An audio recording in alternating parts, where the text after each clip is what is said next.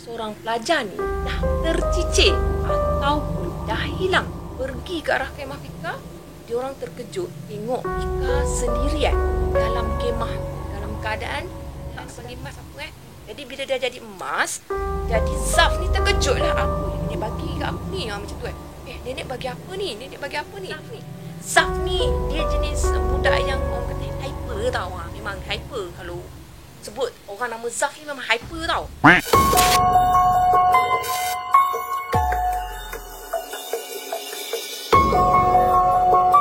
Bismillahirrahmanirrahim. Hai, Assalamualaikum. Welcome back to Cengkeh Channel. Terima kasih korang kerana sentiasa memberi support untuk channel ini. Hari ni akak nak kongsikan tau dengan korang semua dua kisah, maknanya dua cerita daripada dua subscriber yang berbeza. Tapi cerita dia sama, maksudnya cerita di situasi yang sama, di situasi camping. Tapi sebelum tu akak nak ucapkan terima kasih kepada yang telah bagi feedback dan komen ke dalam konten akak yang sebelum ni. Jadi komen-komen daripada korang tu akak ambil sebagai satu semangat yang baru untuk akak. Terima kasih tau. Bismillahirrahmanirrahim. إذا زلزلت الأرض زلزالها وأخرجت الأرض أثقالها وقال الإنسان ما لها يومئذ تحدث أخبارها بأن ربك أوحى لها يومئذ يصدر الناس أشتاتا ليروا أعمالهم فمن يعمل مثقال ذرة خيرا يره ومن يعمل مثقال ذرة شرا يره.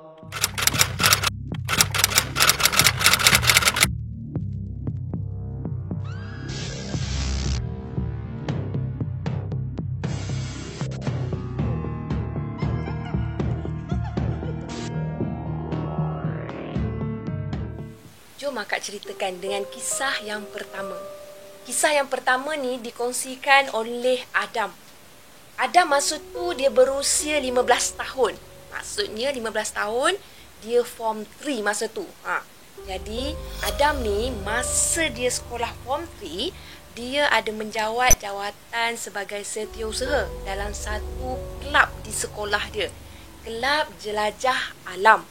Jadi Adam ni dia bertanggungjawab untuk orang kata handle satu program bagi mengaktifkan dia punya kelab tau. Jadi dia bagi idea masa tu bersama dengan AJK yang lain untuk buat program kira macam merentasi hutan, macam orang kata apa, program meredah hutan macam tu lah kan. Jadinya Adam pun buatlah kertas kerja dengan kawan dia, apa semua, ikut prosedur dia, bentangkan kepada guru besar, pengetua dia, bentangkan bersama dengan guru dia yang bersama dengan dia untuk kelab tu, dan akhirnya program dia diluluskan dan boleh dijalankan. Jadi bila dah program diluluskan dan boleh dijalankan, Adam bersama dengan guru-guru yang terlibat dan 20 orang peserta yang terlibat pada masa tu memulakan perjalanan untuk pergi ke negeri Kelantan. Jadi mereka pun sampai ke negeri Kelantan untuk menjalani program menjelajah hutan selama 2 hari 1 malam. Tempat di mana mereka diturunkan daripada bas sampai kat situ, mereka ambil kesempatan kat situ bersama dengan seorang ustaz dan guru-guru yang lain untuk membacakan doa dulu sebelum masuk ke dalam hutan. Ustaz membacakan doa bagi memohon agar dipermudahkan segala perjalanan dia, dipermudahkan segala urusan mereka semua tau. Jadi bila selesai baca doa, mereka mulalah masuk ke dalam hutan tersebut. Belum lagi sampai ke tapak untuk membina kemah tau. Jadi sepanjang perjalanan dia, sebelum sampai ke tempat mana tengah-tengah hutan tu, semuanya berjalan dengan lancar. Alhamdulillah, ditulis kat situ semuanya dalam keadaan baik. Jadi masa tu bila sampai di tapak perkemahan tu, jadi cikgu pun dia kumpulkan peserta-peserta ni lah, mana pelajar-pelajar termasuk Adam. Jadi bila dikumpulkan semua, masa tu cikgu akan kira pelajar dia mencukupi atau tidak. Nak pastikan student tu memang semuanya ada kan.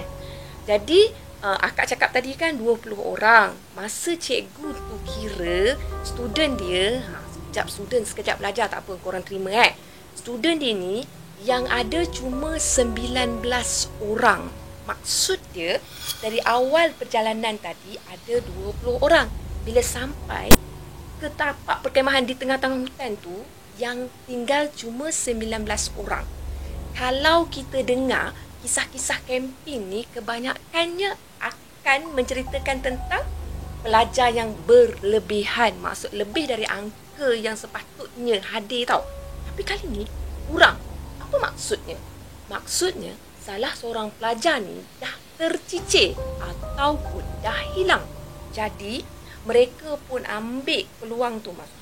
Jadi mereka pun berkumpul di kawasan tu untuk membahagikan kumpulan untuk mencari pelajar yang hilang tu tau. Pelajar yang hilang tu dikenali sebagai Rifkah, bukan nama sebenar. Agak suka aku nak sebut F, tapi tak apa, akak teruskan juga. Jadi Rifkah ni tiba-tiba hilang dalam perjalanan sehingga sampai tau. Bila mereka ni membahagikan kumpulan, takkanlah semua nak pergi cari Rifkah seorang. Jadi ada yang akan stay dekat tapak kemah tu, ada yang akan pergi cari, sementara ada yang akan ikhtiar cara lain. Jadi kumpulan yang pergi mencari Rifkah ni tak jumpa tau. Tak jumpa dan tak nampak pun kelibat Rifkah ni. Tapi kan Rifkah boleh muncul tiba-tiba dari celah mana, tak tahulah dari mana.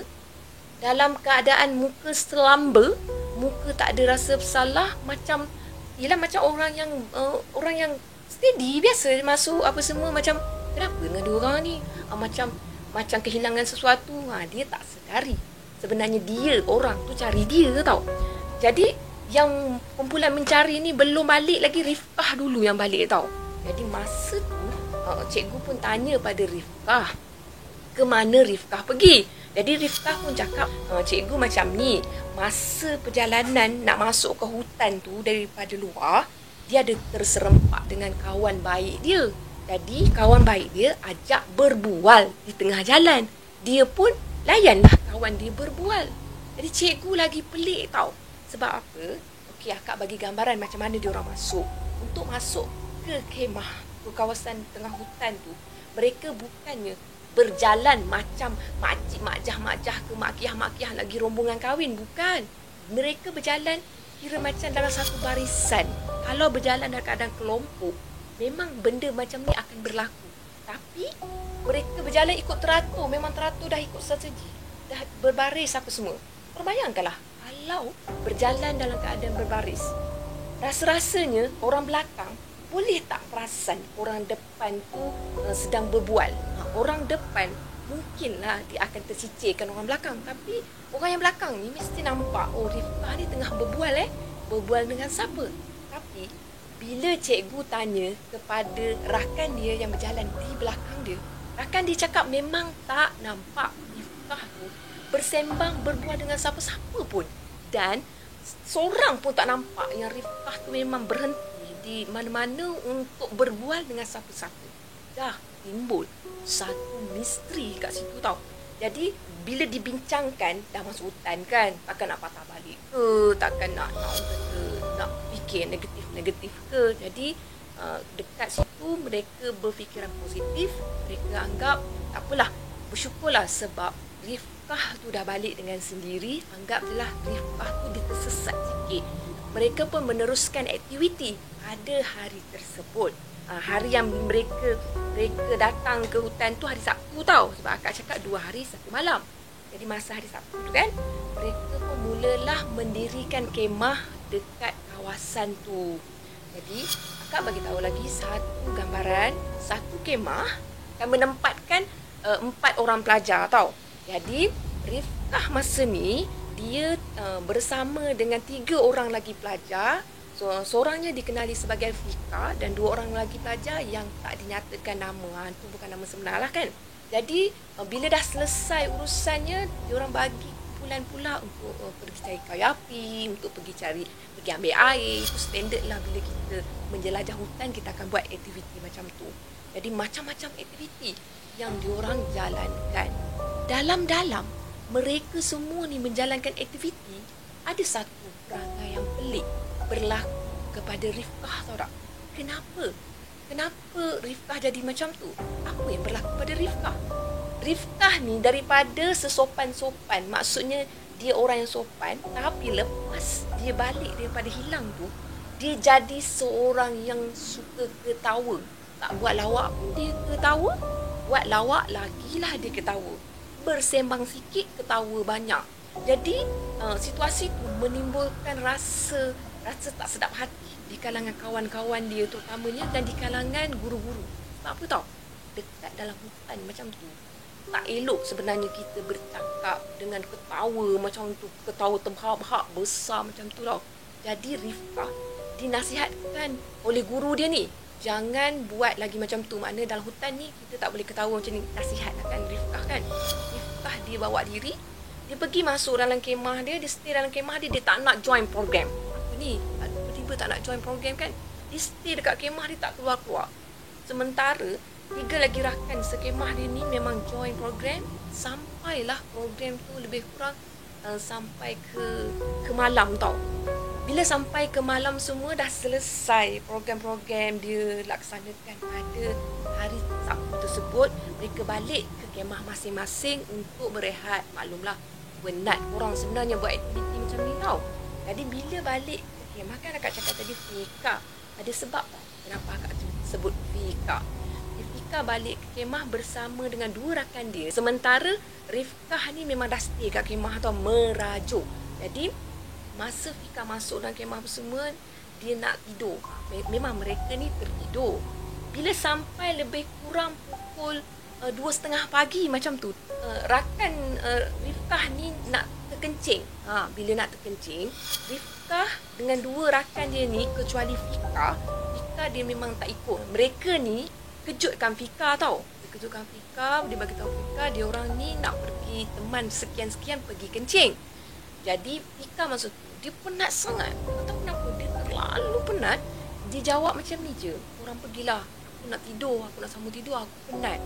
Korang pergilah, nanti korang balik semula tau." Macam tu kan. Lepas tu bila mereka nak keluar, Fika pun cakap lah pada mereka ni, kata, "Korang jangan lupa tau tutup kemah kan. Sebab kita bila berada dalam hutan macam tu, kalau kemah terbuka, takut pula binatang berbisa masuk ke apa semua kan." Jadi dia orang okey je.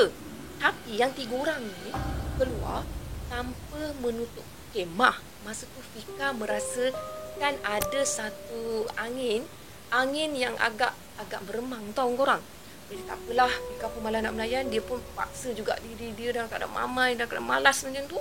Dia pergi juga zip dia punya kemah balik semula kan. Jadi bila dia zip kemah, dia teruskan tidur. Sampailah dia terjaga lebih kurang pukul 3 suku macam tu.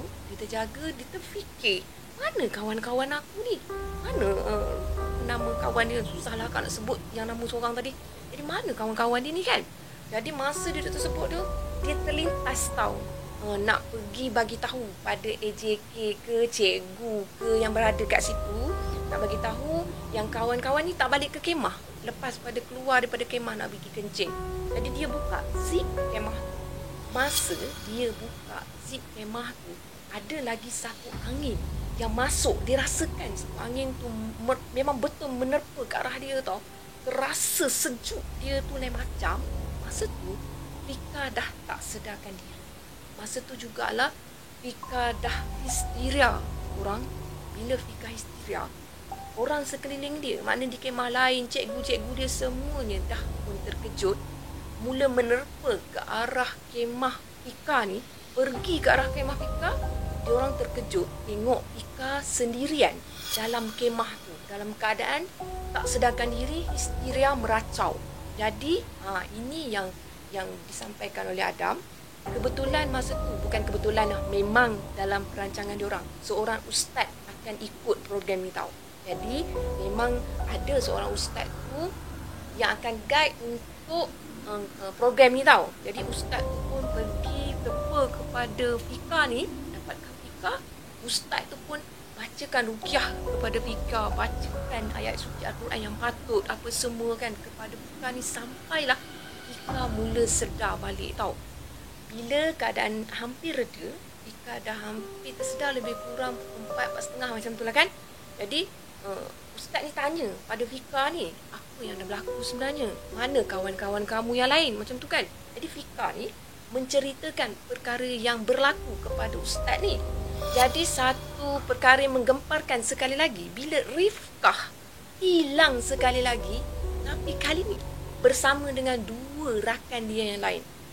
Maknanya sekarang ni mereka kena buat pencarian sekali lagi untuk mencari rakan-rakan mereka ni. Bila keadaan malam, keadaan menjadi lebih rumit untuk mereka buat pencarian. Mereka tak boleh nak masuk terus ke dalam hutan dalam-dalam, tak boleh nak pergi lebih daripada kawasan, sebab kawasan tu kan bidang pengetahuan mereka yang lebih orang kata mendalam tau.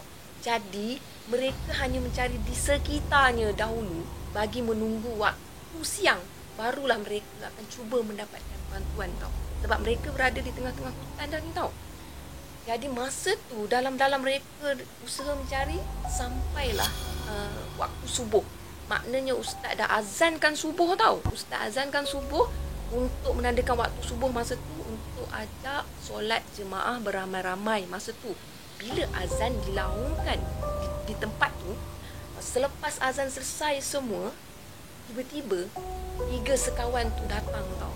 Datang dalam keadaan tak rasa bersalah. Maksud tak ada rasa bersalah, maksud gamble. Dia macam biasa, macam tak buat kesalahan apa, macam tak ingat apa-apa, macam tak tahu apa-apa kan. Datang-datang biasa apa semua. Bila cikgu dengan ustaz dan yang lain tanya pada 3 sekawan tu cakap apa tau? Mereka tak sedar.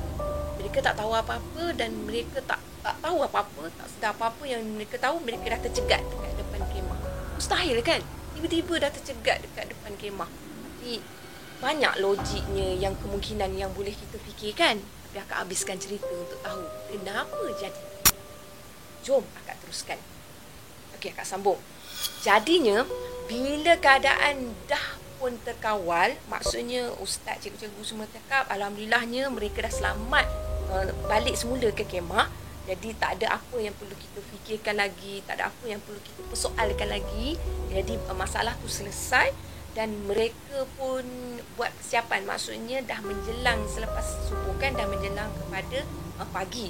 Bila dah menjelang pada pagi, mereka buat program macam biasa dan lebih kurang tengah hari macam tu, mereka pun buatlah pergerakan untuk balik semula ke sekolah. Bila balik semula ke sekolah, naik bas, gedek-gedek, ngongek-ngongek semua. Sampai dekat sekolah, mereka pun turunkan student-student, maksudnya peserta tadi. Lepas tu mereka minta peserta-peserta balik semula ke bilik masing-masing, ke dorm masing-masing, lebih kurang macam tu. Lepas tu yang tinggal cuma Adam dan juga AJK yang lain dan juga cikgu-cikgu yang terlibat serta ustaz tu tadi. Bila mereka ni berkumpul untuk membincangkan perkara yang berlaku sebenarnya, untuk merumuskan apa yang mereka dapat daripada program tu, tiba-tiba Adam ni dia rasa nak buka handphone. Jadi masa dia masuk kat hutan tu, line tak ada tau. Jadi bila dia nak buka handphone, dia tengok bertubi-tubi. Dia dapat mesej bertubi-tubi daripada Rifkah dan 2 rakan dia tu tadi, menyatakan yang mereka ni tak boleh nak join program pada Sabtu dan Ahad tu. Jadi Adam ni dia rasa confused lah. Apa pasal pula tak boleh nak join? Korang dah tentu-tentu join kan? Maksud tu mesej tak adalah dia nak sembang handphone dengan mesej je tu kan. Jadi dia pelik. Dia pun tunjukkan mesej dia pada ustaz, pada cikgu. Jadi untuk confirmkan keadaan, cikgu tak dimaklumkan sebenarnya tau. Mungkinlah sebab line ke whatever kan. Jadi untuk confirmkan keadaan tu, cikgu dekat situ call pada pengetua dekat sekolah tu tau, untuk pastikan betul atau tidak 3 sekawan ni sebenarnya tak pun join program ni tau. Jadi bila call pengetua maklumkan kepada cikgu ni, memang betul 3 sekawan ni memang tak join pun program ni sebab mereka jatuh sakit tiba-tiba je. Mereka bertiga tu kena demam panas tau. Jadi mereka pagi Sabtu tu sebelum mereka ni bertolak, mereka bertiga ni, maknanya 3 sekawan ni dibawa ke klinik berdekatan untuk dapatkan rawatan. Sebab dia kan yang tanya mesej tu dengan cikgu. Jadi cikgu tak ada nak cakap, ni korang nak maklumkan ni, scan. Jadi cikgu tak maklumkan secara menyeluruh tau. Tapi Adam tahu tau. Bila Adam tahu, masa tu cikgu dapatkan Fika. Sebab Fika adalah saksi utama pada kejadian tau. Sebab Fika tinggal bersama dengan mereka dalam satu kemah. Jadi Fika dipanggil untuk ditanya tau. Fika cakap tak ada apa pun yang pelik pada diorang ni, melainkan mereka ni banyak mendiamkan diri. Maksudnya karakter 3 sekawan ni tak sama dengan karakter sahabat dia yang sebenar. Sahabat dia yang sebenar ni ceria, happy. Tapi 3 sekawan ni dia banyak mendiamkan diri tau. Jadi Fika tak adalah fikir yang mereka, mana 3 sekawan tu bukan sahabat dia tau. Jadi bila keadaan dah tahu macam tu, cikgu minta supaya Adam dengan Fika ni rahsiakan perkara ni. Kenapa nak rahsia korang? Yelah, kalau dimaklumkan benda ni, mungkin perkara yang lebih teruk akan berlaku. Jadi Adam ni dia mengeluarkan persoalan dengan ustaz, dengan cikgu dia ni. Dia tanya pada ustaz tau, dia tuju pada ustaz. Ustaz, saya nak tanya, kenapa tiga orang, maksudnya 3 benda ni, dia tulis 3 benda ni berdamping dengan Fika, maksudnya memilih Fika lah masa tu kan. Apa benda 3 benda ni? Jadi ustaz ni tak boleh nak bagi jawapan tau yang tepat pada masa tu dalam keadaan macam tu. Jadi ustaz bagi tahu macam tu lah, maksudnya 3 benda ni suka pada Fika, macam tu. Akak pun tak dapat nak terangkan dengan lebih jelas. Tapi yang akak tahu daripada penceritaan ni, 3 benda ni memang bukan kawan pada Fika yang sebenarnya. Sebab kawan pada Fika yang sebenarnya memang tak join pun program tersebut. Jadi satu misteri, kenapa Fika yang dipilih? Jadi akhirnya jawapannya, Fika mengalami masalah stres lepas tu tau. Sebab Fika diganggu dengan orang kata kehadiran kawan yang orang lain tak sedari tapi dia sedari. Maksudnya lepas tu Fika terpaksa dibawa berubat dengan ustaz, berubat dengan pakar perubatan Islam untuk bantu Fika. Sebab selepas kejadian tu, karakter Fika berubah. Fika jadi seorang yang pendiam dan Fika suka bercakap seorang diri. Jadi setakat tu saja kisah yang dikongsikan oleh Adam.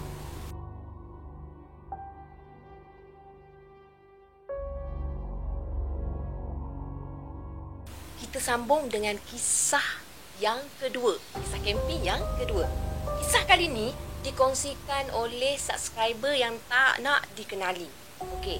Kisah ni berlaku pada tahun 2000, dilalui oleh 2 orang sahabat tau. Sahabat ni dikenali sebagai Zaf dan juga Ramlah. Ramli. Okey. Bila sebut Ramlah ni macam teringat kat Ram pula. Jadi 2 sahabat ni memang kamcing gila-gila punya ni. Memang dia jenis kalau kata daripada sekolah rendah ni berkawan sampai sekolah menengah.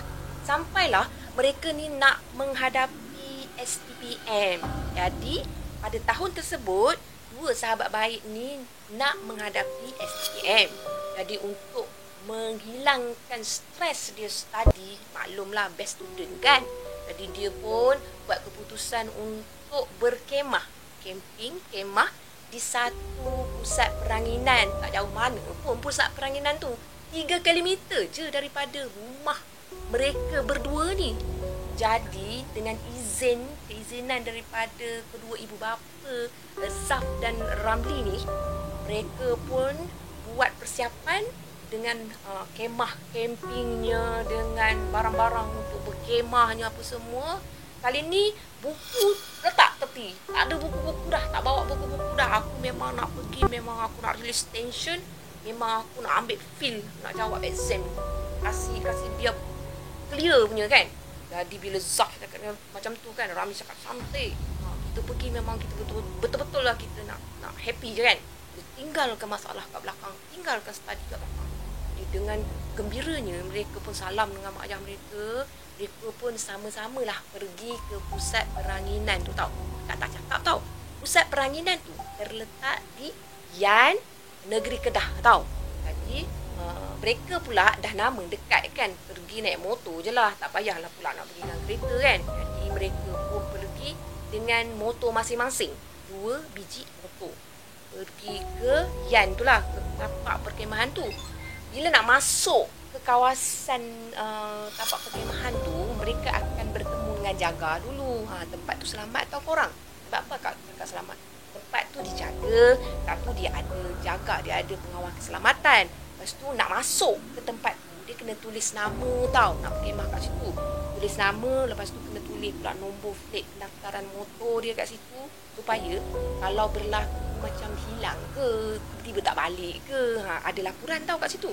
Jadi dia orang berhenti dekat guard tu, tulis nama sekian-sekian, gedek-gedek semua. Dia orang pun start motor dia orang pergi cari parking. Dah parking elok, angkat beg steady punya apa semua, pergi untuk mendaki. Kena mendaki lah sebab kawasan tu kawasan air terjun. Air terjun yang teratur, yang cantik, yang dijaga. Jadi mereka pun mulalah mendaki sikit je. Pergi naik kawasan air terjun yang cantik, yang ada alur air ni yang landai. Memang bila akak baca pun akak rasa macam hilang stres sekejap. Bila sampai, bila Zaf dengan Ramli ni sampai ke satu sudut ni tau, dia nampak tau ada orang lain yang berkemah di satu kawasan. Zaf cakap, aku tak nak lah pergi berkemah dekat-dekat macam tak best pun, macam kita macam berkemah ramai-ramai lah pula kan. Jadi dia nampak satu pokok ketapang. Kak sebenarnya dah google pokok ketapang ni, korang google lah kalau korang nak tahu pokok ketapang tu macam mana. Jadi Zaf pun dia nampak pokok ketapang ni memang cantik, lain clear, kawasan bersih. Korang bayangkanlah dekat pokok ketapang yang banyak daun macam tu, kawasan ni memang nampak cantik, memang dijaga dengan penuh sihat, tenang sangat tau. Memang cantik kat situ, kita boleh landing kat situ. Bila sampai situ, Zaf pun pacak kemah kat situ dengan Ramli apa semua. Bila dah settle sampai, tak lupakan nak cakap, diorang sebenarnya pergi waktu pagi. Jadi bila sampai ke tengah hari dah settle semua kemah semua, sementara nak masuk waktu Zohor ni, diorang buat keputusan untuk masak dulu. Lepas masak nak mandi, sebab maklumlah bila dah mandi seronok sangat, diorang lapar. Jadi diorang pun masak dulu, simpan dulu, mandi. Lepas mandi sudah elok dah Zohor, diorang pun solat Zohor bersama-sama. Maaf lah ni, budak baik, aku cakap tu terang. Zaf dengan Ramli ni memang kawan baik, budak baik, memang baik. Jadi diorang dah jemaah korang, bukan senang. Dia nak dapat anak muda yang rajin jemaah, rajin solat tau. Jadi bila sementara nak tunggu kepada asar, jadi Zaf cakap dekat Ramli, jom kita ronda kawasan ni, walaupun kita dah selalu datang, jom lah kita ronda, kita tengok kawasan sungai ni kan. Jadi Ramli cakap, okey, beres, jom kita jalan kan. Jadi Ramli dengan Zaf ni pun jalan merhati kawasan, tengok orang sekeliling kat situ. Bukan dia seorang je yang kemah kat situ. Jadi bila keadaan dah berangsur ke dekat dengan asar, dia orang tengok jam. Dia orang tahu, dia orang dah biasa dah. Zohor, nak masuk Zohor dah kena standby. Nak masuk asar dah kena standby. Jom, Zaf cakap, nak masuk asar ni, jom kita balik kemah. Lepas tu kita solat dulu ke macam mana kan. Bila balik kemah, dia orang pun solat macam biasa apa semua. Lepas tu dia orang sembang-sembang apa semua, sementara nak tunggu maghrib. Sampai maghrib pun sama, dia orang kata tidur landing dulu apa semua kan. Tapi kan masa Ramli ni tertidur, Ramli ni kegemaran dia tidur tau. Apa-apa dia memang suka tidur dulu berbanding Zaf ni. Zaf ni dia jenis budak yang orang kata hyper tau. Memang hyper. Kalau sebut orang nama Zaf ni memang hyper tau. Jadi dia hyper ni tak boleh duduk diam. Jadi dia nak pegang sana, dia nak pegang sini, tapi dia tak merosakkan tempat tu pun. Jadi Ramli ni pun tidur terlena dalam kemah kan. Zaf duduk merayap sana, merayap sini, duduk ambil batu lempar, ketang dalam air apa semua. Sampai macam tu sekali bunyi. Lepas tu duduk apa semua ni, orang kata nak study, memang buku memang out lah, memang tak bawa dah. Jadi Zaf ni pun lama-lama dia macam dia kejut lah member dia, dah bosan kan. Dia kejut member dia, "Oi, bangun dah. Nak maghrib lah, bangun dah. Tak elok tidur kan maghrib kan. Budak baik kan." Jadi bila dia dah kejut, Ramli pun bangun. "Okey, alright, aku bangun." Apa semua dia orang pun cakap, "Dekat maghrib ni jom kita mandi kejap." Mandi kejap, lepas tu solat maghrib apa semua. Zaf cakap pada Ramli, "Masa kau tidur, Sambil-sambil mandi aku ada nampak sesuatu. Tapi aku tak tahulah apa, macam kelibat tau. Kelibat macam orang tua. Tapi aku tak dapat nak tengok dengan jelas lah, sebab di sebalik pokok tau. Jadi Ramli cakap, kau ni mengarut lah bercerita benda-benda macam ni nak dekat senja macam ni kan. Jadi Zaf ni cakap, aku memang nampak benda tu. Lagi satu, masa aku duduk dalam kemah, tengok kau memang cantik punya tidur, memang orang kata berdengkur lagi dalam kemah tu. Aku dengar tapak kaki tau, tapak kaki orang berjalan dekat kemah kita. Tapi bila aku buka kemah, aku tengok balik, memang tak ada orang pun. Memang kosong, tak ada orang, clear. Memang tak ada orang weh. Lagipun tahu kan, kau punya pot ni kau ambil ni memang jauh daripada orang. Pasal kau tak ambil, kita tak ambil je dekat dengan orang senang. Ambil jauh daripada orang. Dengan pokok macam ni. Kau tidur tadi, angin sikit punya kuat tau. Angin tu dah lah bunyi pokok ni. Ya aku jangan cerita macam-macam. Dalam hutan macam ni, mulut jangan cerita macam-macam. Tak ada. Aku tak cerita macam-macam. Aku cuma cakap je. Zaf punya popek. Dia memang Zaf ni memang dia aktif juga dari segi bercakap tau. Jadinya akak teruskan lagi. Bila dah selesai mandi, diorang naik apa semua, diorang persediakan makan, diorang semayang maghrib apa semua, diorang tunggu sampai isyak. Dah sampai isyak, diorang sembang ngongek-ngongek dekat luar kemah apa semua. Lepas tu diorang terus masuk dalam untuk tidur. Disebabkan diorang ni dah penat berada dekat situ. Dua-dua memang lena tidur. Dia dua-dua lena tidur. Si Zaf ni kan cakap aktif. Dia memang tak boleh nak tidur lama pun. Dia tidur sekejap. Dia tersedar. Dia rasa macam nak ambil angin kat luar. Bila nak ambil angin kat luar, dia mulalah. Dia kan suka nampak bukan apa semua, rasa bukan kan. Bila dia keluar, dia rasa macam angin malam tu lain macam tau. Lama angin malam dia lain macam lah kan korang. Tambah pula dalam hutan macam tu. Tak nak beritahu. Diorang ni orang kata disuluhi dengan lampu-lampu perkemahan tau. Terang tak terang tapi terang lah. Nampak lampu-lampu orang lain juga dari jauh kan. Jadi akak sambung lagi. Zaf kata malas lah fikir apa-apa semua kan. Oi, kena tudung ya Allah. Mana ni? Alamak, akak baiki ni macam Kak Ram pula lah. Lepas tu kan, Zaf ni masuk dalam kemah balik. Dia boleh lena semula tau. Dia boleh tertidur balik semula apa semua kan. Bila dia tertidur, masa tu lah lebih kurang pukul 3:30 pagi, 3 dekat 4 pagi macam tu. Akak ni macam tu. Sebab akak tak ingat sebenarnya. Tapi akak tahu pukul 3 pagi, hampir 4 pagi. Lepas tu, Zaf bermimpi. Dia bermimpi masuk ke satu perkampungan. Perkampungan tu cantik. Dalam cerita tu, perkampungan tu macam masuk era 30-an.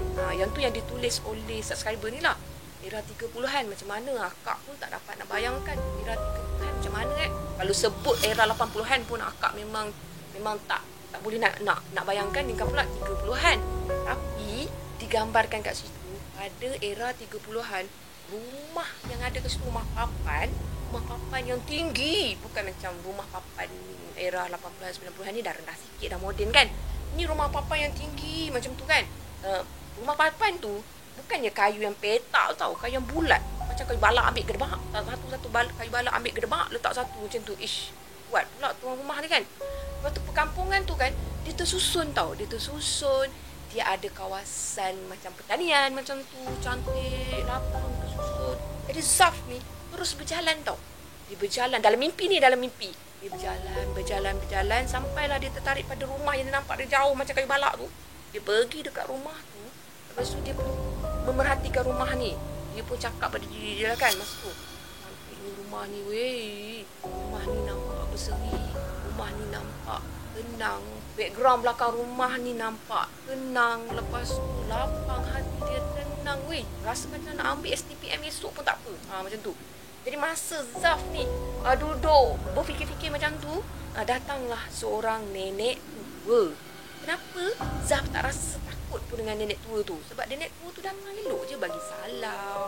Assalamualaikum cu. Cu tengok apa tu cu? Macam tu. Jadi Zaf pun jawab, nenek datang dari mana macam tu kan. Lepas nenek tu cakap lah, cu tengok apa kat rumah nenek ni cu? Macam tu. Oh, rumah nenek. Rupanya yang dia tengok tu rumah nenek tu.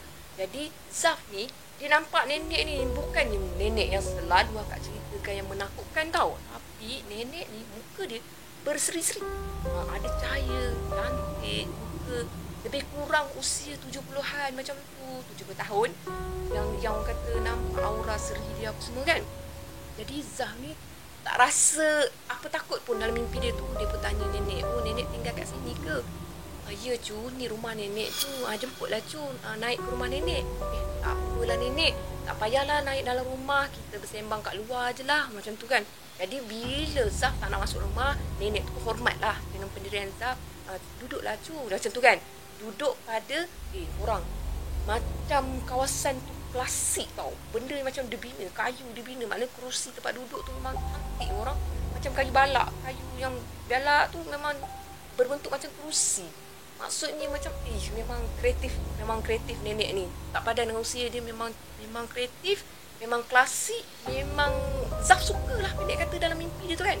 Jadi dia pun bersembang dengan nenek tu. Dia tanya nenek tu, nenek ni nama apa? Gitu. Zaf kan suka macam tanya-tanya. Dia kan macam suka sembang kan. Jadi nenek cakap nama nenek Fatimah. Cucu ni nama apa? Macam tu. Zaf pun jawab, nama saya Zaf. Nenek panggil saya Zaf je. Macam tu kan. Nenek ni dia rasa seronok tau. Dia rasa happy, dia rasa seronok sangat dengan Zaf ni. Dia duduk layan ke Zaf ni. Zaf ni pun duduk sembang dengan nenek di dalam mimpi tu tau. Lepas tu nenek tu dah lama seronok kan. Nenek tu cakap dekat Zaf ni tau, nenek suka dengan kamu berdua ni. Masa nenek tu cakap nenek suka dengan kamu berdua ni, tak bila pula Zaf dalam mimpi dia datang berdua. Macam tu kan. Jadi Zaf dah mimpi, nama tu mimpi macam-macam, boleh di-create dalam mimpi kan. Jadi Zaf pun cakap, yelah nenek, kata kami ni datang kat sini nak berkemping apa semua kan. Tiba-tiba Zaf keluar perkataan tu tau. Jadi nenek tu cakap, tak apa, nenek suka cuba dua datang berkemping. Nenek pandai cakap berkemping pula. Nenek suka cuba dua ni datang tinggal dekat sini, berkemah kat sini. Nenek suka sangat sebab cu ni lain daripada lain. Cu ni tak macam orang lain. Cu datang sini, cu jaga kebersihan, cu tak buang sampah. Lagipun cucu berdua ni rajin solat. Nenek suka betul dengan cucu berdua ni kan. Bila sebut nenek ni suka dengan cu berdua ni, Zah ni senyum sengih-sengih. Biasalah dia kan senyum sengih-sengih kan. Rasa sengih malu-malu ala nenek ni gitulah cakap nenek ni kan. Jadi nenek tu cakap macam ni lah, nenek nak bagi hadiah, nak tak? Zah pun cakap, ada hadiah. Dah datang sini ada hadiah kan. Lepas tu nenek tu pun bagi dekat Zah sekuntum bunga tau. Sweet sangat. Nenek bagi sekuntum bunga dekat cucu. You all cuba bayangkan masa tu. Akak tak dapat bayangkan betapa masa tu Zaf terima seadanya, dihormatkan. Kita kena hormat lah orang tua. Bagi bunga apa semua. Dalam mimpi bagi bunga. Dapat bunga warna kuning korang. Bunga tu bunga tu cantik, bunga tu wangi. Jadi Zaf pun minta diri nak balik tau. Bila minta diri nak balik, dia pun tersedar daripada mimpi sebelum waktu subuh. Bila sedar daripada mimpi, dia pegang bunga tadi kan. Bunga yang dia pegang tiba-tiba di telapak tangan dia bertukar menjadi emas. Cerita ni dah dinyatakan subscriber yang menulis ni memang agak pelik, tapi inilah yang berlaku. Bila dah bertukar menjadi emas, jadi orang kata butiran emas, mana biji-biji emas. Macam mana nak panggil emas apa kan? Jadi bila dah jadi emas, jadi Zaf ni terkejut lah, apa yang nenek bagi kat aku ni? Macam tu kan. Nenek bagi apa ni? Nenek bagi apa ni? Dalam mulut dia cakap nenek bagi apa? Nenek bagi apa? Datang satu suara daripada luar kemah. Ni bukan mimpi tau. Ni realiti, bukan mimpi. Suara tu berada di luar kemah, bagi tahu itu hadiah dari nenek untuk cu. Sebab cu baik sangat, dia katakan. Cu ambil lah hadiah tu. Jadi Zaf ni apa lagi? Dia pun merasa lah lain macam. Rasa macam kenal lah suara nenek. Kejap tadi aku bercakap dengan nenek tu. Aku rasa macam tenyang-nyang lagi kat telinga. Suara nenek tu, itu nenek yang dalam mimpi aku kan. Jadi bila Zaf dengar macam suara nenek tu memang real, bukan lagi mimpi. Zaf mulalah tak tahu nak cakap apa. Bismillahirrahmanirrahim. Baca itu, baca ini kan. Jadi masa tu kawan dia masih tidur. Ramli ni masih nyenyak tidur. Ramli kan dia memang kerja lentok je kerja dia. Jadi Zaf ni pun mulalah bukan muna mandi dalam kemah, nak munda mandi tak boleh pula. Jadi macam sebut tak kena lah. Jadi nenek tu cakap, cu, datanglah sembang dengan nenek. Keluarlah kemah, datanglah sembang dengan nenek. Macam tu kan. Jadi Zaf ni, nak keluar tak nak kan. Tapi dia keluar tau. Dia keluar daripada kemah dia, dia pergi kat nenek tu. Betul orang. Dia nampak nenek yang sama, dengan wajah berseri yang sama, dengan pakaian yang sama kan. Jadi nenek tu pun bercakap dengan dia. Oh, berkemah kat sini, dekat pokok ketapang ni. Tunjuk kat pokok ketapang dalam keadaan sama-sama lampu yang dia bawa tu kan. Jadi, ya nenek, kenapa nek? Salah ke nek saya pasang kemah dekat sini? Tak ada, tak salah. Cu, nek nak pesan. Kalau Cu nak duduk di sini jangan lama. Sebab pokok ketapang ni tempat kesukaan harimau. Jadi, Zaf bila dengar macam tu, pula harimau pula. Naik, bukan meremang dah ni. Ini dah naik lain macam ni kan. Harimau bukan main-main kan. Kawasan hutan pula tu. Jadi, yelah nek, saya esok pun nak balik macam tu kan. Jadi, nenek tu pun cakap lagi dekat dia, Cu, tengok kat sekeliling. Macam tu. Tadi, Zaf ni pun tengok sekeliling. Meremang juga. Tengok juga. Tengok sekeliling. Bersih tempat ni. Tu sampah daun tu Cu ke yang bersihkan. Jadi Zaf bercakap, nek, sebelum saya nak pasang kemah memang saya bersihkan kawasan ni apa semua ni kan. Bagusnya cucu-cucu nenek ni. Sebab itulah nenek suka sangat dengan korang berdua ni, cakap kan. Lepas tu nenek suka korang berdua ni. Nenek tengok korang berdua ni rajin solat. Belum sampai waktu dah siap untuk solat. Bila sampai waktu korang solat apa semua, korang bercakap tak orang kata cakap yang bukan-bukan dalam hutan tempat macam ni. Jadi nenek nak pesan ni, macam tu kan. Nenek nak pesan dalam hutan macam ni, kalau Cu pergi ke hutan, Cu jangan cakap yang bukan-bukan. Macam ni je, Cu buat macam ni. Solat tu tetap juga kan, ke mana pergi tetapkan solat. Jadi Zaf ni cakap, ni bukan hantu. Dalam hati dia kan, ni bukan hantu, ni apa kan. Jadi duduk dalam bukan hantu ni, bukan apa-apa semua kan. Nek nak beransur dah. Nek ni jaga elok juga sini, duduk elok tau, macam tu kan. Jadi siap jaga lagi kan. Jadi bila nak beransur, sebelum Nek lupa, nenek nak bagikan hadiah untuk kawan tu ni. Kawan tu ni pun baik juga. Nenek keluarkan satu uncang tau, uncang kecil je, tak usah mana pun. Bagi dekat Zaf ni. Zaf ni pun terima uncang tu. Nanti saya sampaikan kan. Bila sampai sebut nanti saya sampaikan. Jadi Zaf ni nak masukkanlah dalam poket. Nak masuk dalam poket je pun, baru kelebek poket, nak masuk poket, tengok nenek dah tak ada. Tiba-tiba dah tak ada, dah lenyap, habis. Itulah yang Zaf cakap, ini kalau bagi salam macam ni bukan hantu kan. Tapi siapa. Jadi Zaf pun duduk main siapa-siapa pun, dia pun melompat masuk dalam kemah, duduk sebelah Ramli. Sebelah Ramli ni, duduk sebelah Ramli ni, pegang Ramli. Ramli pun tersedak lah, kau dah kenapa? Dah kenapa tiba-tiba tangan kau macam menggigil, dia duduk sebelah aku kan. Tadi kau bangunlah Ramli. Kau bangunlah, sekejap lagi subuh. Kau bangunlah. Aku tunjuk kau ni kan. Bila Ramli bangun, Zaf pun ceritakan apa yang berlaku. Dia mimpi semua sekian. Dia cerita dia jumpa sekian. Ramli pun macam, apa yang kau ni nak cerita? Aku nak bohong aku agak-agak lah. Kata dalam hutan ni, kau ni pun, ya Allah. Kau kata nak release tension, ini dah menambah tension macam tu kan. Kau dengar lah. Nenek tu ada bagi kat kau sesuatu tau. Sebab kau baik, dia kata kau rajin solat semua sekian kan. Kau ni mengarut lah, tak payahlah. Aku nak pergi mandi dah. Macam tu lah, nak mandi dekat sungai tu. Sebab dah dekat subuh kan. Jadi masa Ramli tu nak keluar daripada kemah tu, Zaf pun tarik baju dia. Kau duduk lah dulu, aku tak habis cerita lagi ni. Aku tak habis cakap lagi. Kau nampak dah ni aku. Tiba-tiba Ramli terpandang pada satu uncang yang dia pegang oleh Zaf tau. Jadi Ramli tengok uncang tu, Ramli apa benda tu? Dapat kat mana benda tu? Jadi bila Ramli tu buka uncang tu, sebab Zaf tak buka lagi sebenarnya uncang tu, itu kan amanah orang. Jadi satu lagi pengajaran kita dapat kat sini, amanah orang, kita jangan pecah amanah, tak baik. Dia ni pegang amanah nenek ni. Jadi Ramli lah yang buka hak dia kan. Bila dia buka uncang tu orang, dia pun dapat emas. Dia dapat emas juga daripada nenek tu. Jadi masing-masing tercengang lah, terkejut. Masing-masing dapat emas. Jadi masa tu masing-masing macam, tak apalah, kita ambil wuduk dulu, kita mandi, ambil wuduk, kita solat subuh dulu, lepas tu kita bincang kan. Bila dah keadaan macam nak berangsur kepada pagi, barulah dia orang nak pastikan itu emas tu akan berubah ke tak, macam tu kan. Jadi bila sampai pagi, memang emas lah korang, memang masih lagi emas, apa nak dikata lagi. Jadi nak bawa balik tak nak balik, benda ni dalam hutan ni, nak bawa balik tak nak balik, emas kot, kita tak nak bawa balik lah cakap kan. Jadi mereka buat keputusan untuk bawa balik emas tu.